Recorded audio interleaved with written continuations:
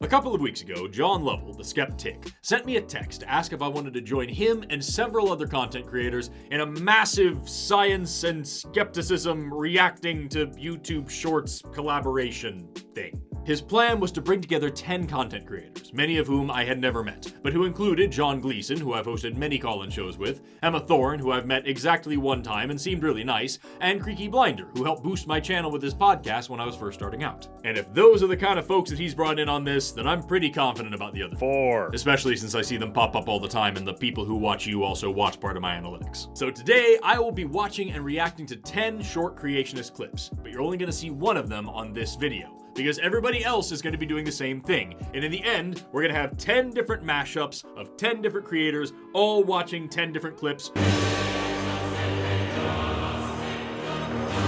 posted across 10 different channels. And if you want to see all my clips and everybody else's as well, you can go explore those channels and see what everybody else has to say.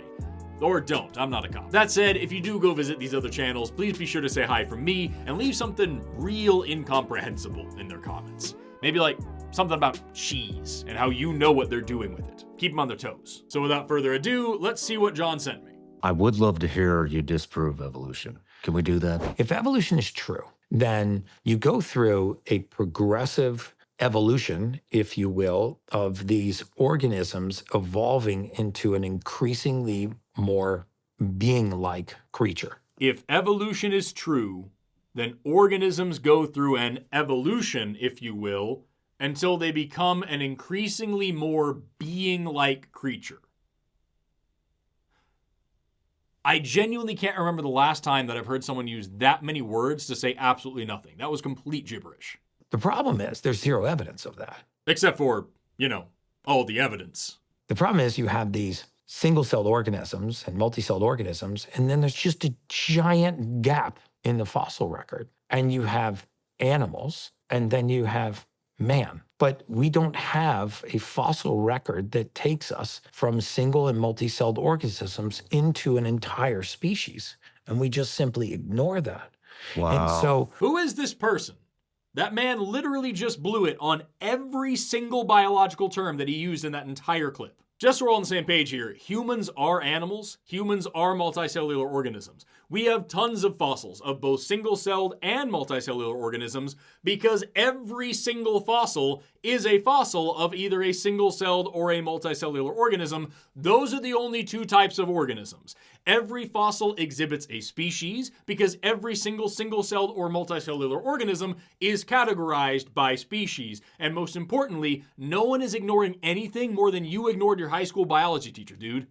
Wow. And so I didn't know that. You still don't know that. this ecosystem is so intelligent, not in my opinion, but in the scientific evidence, it could not have been put together by accident. Yeah, forgive me for not taking any cues on what the scientific evidence says from a man who doesn't know what a species is. The title of this clip doesn't have this dude's name anywhere on it. Okay, I found it. His name is Gary Brecka. He apparently has 2 bachelor's degrees in biology and doesn't remember a single thing that he learned while earning them. And according to some posts from real scientists about him, his claims as a self-described researcher include that folic acid is a dangerous chemical that causes ADHD, that women can cure their breast cancer by changing their frequencies, that seed oils cause chronic disease, and that he is an expert in, quote, biohacking. It's like pseudoscience and health misinformation bingo. Oh, and he calls himself a human biologist. That's cool. Just to be very clear, I have no problem with someone with that level of education labeling themselves as a biologist.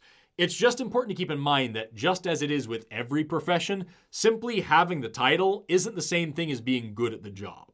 A mechanic who tells you to pour Cheerios in your gas tank to make your car run faster is still a mechanic. They're just not a mechanic that you should trust. Everybody makes mistakes, and everybody gets things wrong from time to time. If you're a good scientist, that should be a learning experience for you. You should try to correct yourself and grow from that. But if you make a career out of spreading information that is obviously not true and going against the consensus position in fields that you aren't even trained in, Cheerios don't make your car go faster. That's all I'm saying. With all that being said, my first master's is in anthropology, studying human evolution, and my second master's is in biomedical sciences, studying human anatomy. As someone who is qualified to call himself a human biologist, and still probably wouldn't most of the time, this guy is a human biologist like a chiropractor is a neurosurgeon. It could not have been put together by accident. It didn't happen by happenstance. Did anybody catch at the end there where he just slipped in the word accident so that he could get the soundbite of saying it didn't happen by happenstance? That's all this interview was for. It's just so that he can get the soundbite of some wordplay and try to go viral. You don't just go to work. You gotta work your go. You know what I'm saying? Oh my God, that makes so much sense. I don't know why I never thought of it that way. That's literally all these videos are for. Okay, that's everything you're gonna see from me in this video. Bye! Hello, Skeptic here. This creepy fella thinks atheism is dumb. The reason atheism is not an intelligent position is because its definition says that it lacks. If you lack, you're not proving. If you're not proving, you're not intelligent. It doesn't matter what it's about, considering how stupid an atheist is for liking death. Do you understand? What? Who says atheists like death? You seem to think that lacking belief means a need to prove the non-existent. Thinking I need to prove that I lack belief in a god shows a lack of intelligence, I'm afraid, but it's pretty easy. I can do it for you now. Hey, Skeptic, do you believe in gods? Nope. Okay then, there you go. And I take the Robbie Williams stance on death. I'm not scared of dying, I just don't want to. Yet, I've got far too much laundry to do. Hello folks, my name is Emma, and I am on a mission to break the mould by being helpful on the internet. Let's see if anyone has any questions. Hey, atheists. Atheist, what's up? I have a question.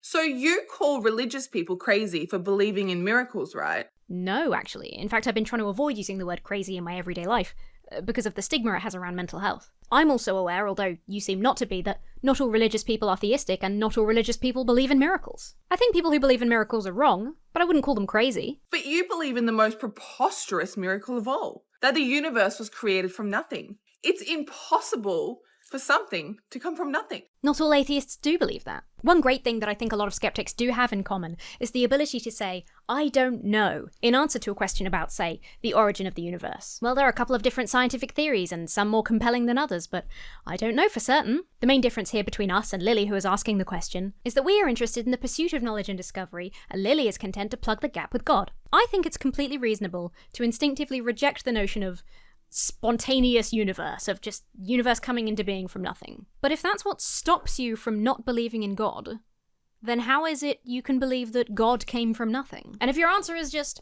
God is different and mysterious, then I'm afraid that's not really good enough. It's this neat little concept that atheists like, called the burden of proof. That's why we like using science to pursue the answers to these questions. Lily has one more question, so let's give her a chance. Hey, atheists, I have a question.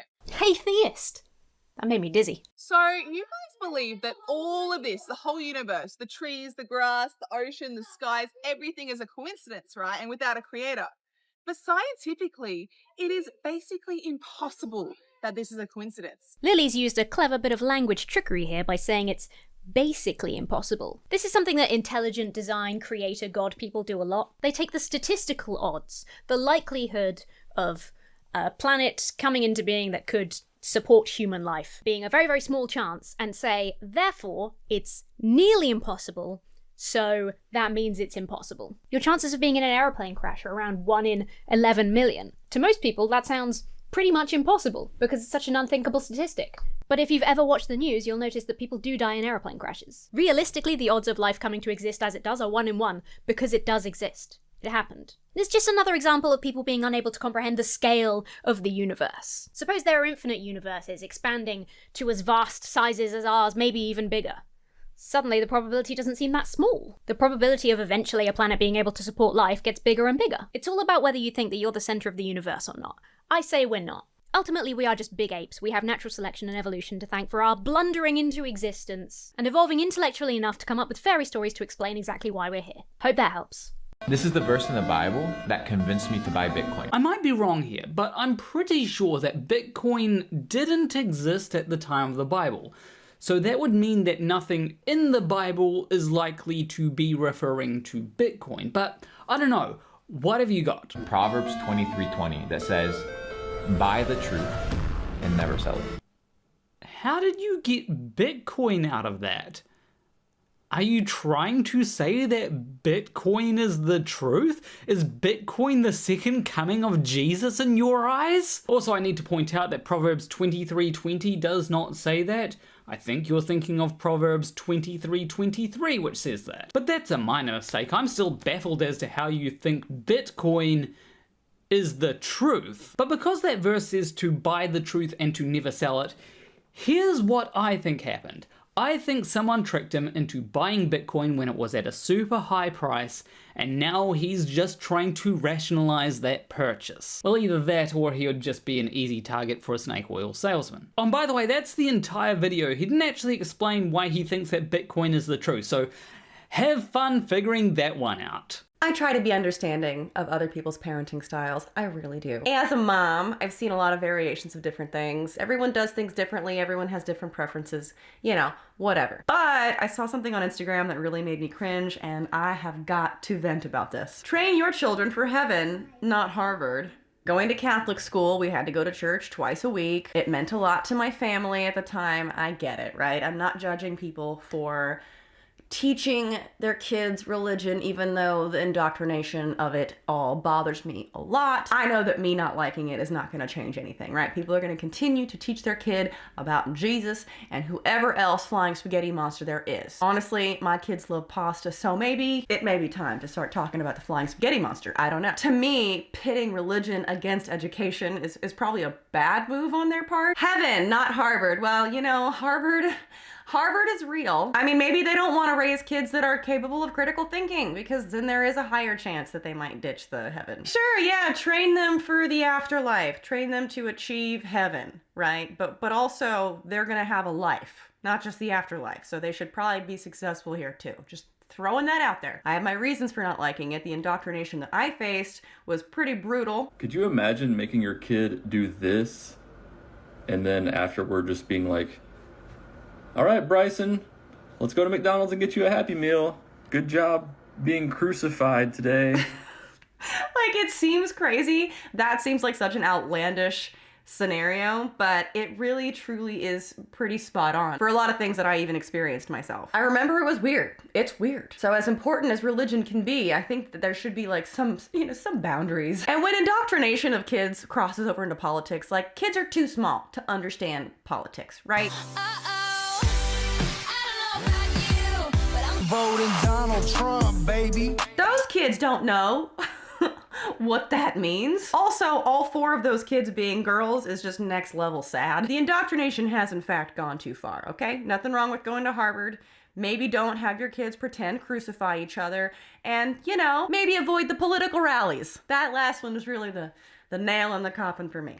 Okay, I'll see myself out. People want evidence that God is real and alive. Well, this is the philosophical equivalent of solving a math problem by saying, well, the numbers are big, so magic. I'm Creaky, by the way. And I say, all you have to do is look around you. Maybe he's under you. And ask yourself some serious questions. For example, where did people come from? Where did anything come from? Does that make sense? Well, kind of, I guess. But as far as where anything came from, which is a huge question, but the answer is the Big Bang. Particle physics, quantum fluctuations. It's complicated, messy, and we're still trying to figure it out. But what we know it wasn't was an omnipotent being saying, just because he felt like it, let there be light, and also platypuses, just to mess with biologists. I don't think that's how it happened. Can atheism give us morality? Well, let's find out. The important thing that makes it greater than us individually to answer some of the questions, as far as like, aren't there just billions of points of view? Well, yes, there are billions of points of view. But again, we are all part of the conversation. Okay, obviously that's a clip that today's smart guy is going to be responding to. But I would say, more or less, yeah, sure. Every point of view is an element of the quote-unquote conversation. If they weren't part of it, you wouldn't know they exist. Is Ted Bundy part of the conversation? Oh no, he's got us. Except he fucking hasn't. because he literally bought him up. The hilarious irony is that Smug McGee here is going to prove the point, or at least the one that I took away from that initial clip, whilst thinking that he's destroying it. Oh, to be young, dumb, and full of God cum. Is Hitler part of the conversation? Is Stalin part of the conversation? Mao, Pol Pot? Absolutely, of course they are. Because on the conversation of morality, the thing that you yourself are claiming this to be about with that title, how can you possibly discuss what they did without discussing what they did? How can you know it's bad if no one ever talks about it? You can't because you wouldn't. How about the plantation owners in this nation? I'm assuming that you're in the USA, and I'm assuming that you mean like slave plantations, to which, if we want to be literal in all ways, that it's a literal conversation that the plantation owners get to be a part of. Fucking none of them? I'm pretty sure they're all dead, and they shut them all down. We've dealt with behind us. Are they all part of the conversation too? Do they just get to say their say? Okay, fair enough. He's not that stupid. He just doesn't know how words work is all. It's not about their say, you dipshit. Everything is a part of some conversation. The actions, the ideas, the various things involved in those individuals and their impact on the world. Not that they get to say, okay, time to do a genocide, it worked great for me. Because it didn't. The conversation was they either get the shit bombed out of them, or at the very least are considered absolutely terrible people because the conversation concluded that's what they are. Because nothing's objective in the first place. It's all subjective. It's just everyone gets to tell their piece, their side of the story. Nobody really believes that, and neither does Jared Anderson. Well, I don't know who Jerry is, but you are absolutely right. Nobody believes your straw man of what subjective morality is. Very true. Well done. Have a cookie. What's up, heathens? How y'all doing? I'm the Godless Engineer, and I critically analyze apologist claims to give you the best arguments and information so that you can stand up and use your voice. Today, we're going to be taking a look at Mike Winger, and he's going to say something delightfully insane. As a Christian, in principle, if God tells you to kill someone, yes, you should. It's God. Wow, that's fucking crazy. Divine command theory at its best. Mike Winger thinks that if God directly tells you to go out and fucking kill somebody, you should definitely take whatever instrument you want, go fucking kill him. Because you should definitely follow God no matter what he asks. But he does have a little bit of a caveat here. But in practical reality, I really don't expect this to happen. Not that there could never be an exception, but if anybody comes up to me and says, God told me to kill so-and-so, my default is to think they're probably wrong, because there's a lot more weirdos out there than there are people that God is telling to do something like that. Now, I definitely think that that's a reasonable position to take there. Like, I think that Mike Winger is using his reason and his senses to be like, yeah, well, it's more likely that God didn't say that to you. But my question is that how can he actually discern between crazies and somebody that's hearing God and genuinely hearing God? Not just like hallucinating God, but like genuinely hearing God. And this is the main thing that I think people need to really question Christians or other religious people with whenever they say that they can discern between God's voice and just a crazy fucking person. Also, they need to ask, how do you know that God wouldn't ask this of you? And how do you know that God just simply wouldn't do these things? It's almost like you're claiming to know God's mind or know God's will, and I feel like that is pretty antithetical to what God says in his magical holy book. But Mike Winger here seems to be able to discern between those two. I mean, he's using his reasoning and other kind of faculties in order to come to that conclusion, but I don't really think that he has a good basis on his religious viewpoints in order to say that that person is crazy and God is not really doing that, other than he already doesn't think that people should be killing in the name of God, but yet his religion is forcing him to say this deplorable thing of, yes, if God tells you to kill somebody, you should kill them. Like, that's divine command theory at its purest. And I think that if you're going to remove any kind of personal reflection on your actions and just put it in the hands of God and just do whatever God says, there's no way for you to actually discern whether or not that's really God talking to you, whether it's Satan talking to you, or whether you're just plumb fucking crazy. Hey everyone, JL here, and welcome back to Bridge the Divide. Let's take a look at this short video from Tony Rizzo from over on the channel Streets of Kensington and see exactly what he has to say about how he knows his God exists. And then as I look at this universe, the third area that proves there is God. Now, I'm not sure what your first two areas were there, Tony, but responding to your third one, looking at the universe and concluding that it is something that itself was created, even though no God has ever been demonstrated to actually exist to do any creating, would of course just be you begging the question of the existence of your God to do the thing that you think it do. It's the complexity of the universe. Complexity of the universe, huh? Kind of a subjective metric to measure anything by, wouldn't you say? It demands an intelligent designer. And how exactly is this anything more than just an argument from personal incredulity? One that I might add that you are invoking in order to justify your pathological need to feel special in the face of the cosmos. And so the Bible shows us that there's a designer. The Bible tells us there's a designer who created the world. Yeah, that's a claim in the Bible. There are texts from all over the planet throughout human history that make different claims about the universe. And that's precisely what they all are. They're claims. What they aren't, however, are knowledge. The question now becomes, can you demonstrate that your God exists independently of mind and context without begging the question, so that you can show that your belief that that particular claim in the Bible is true is rationally justified? But we don't have to go to the Bible only.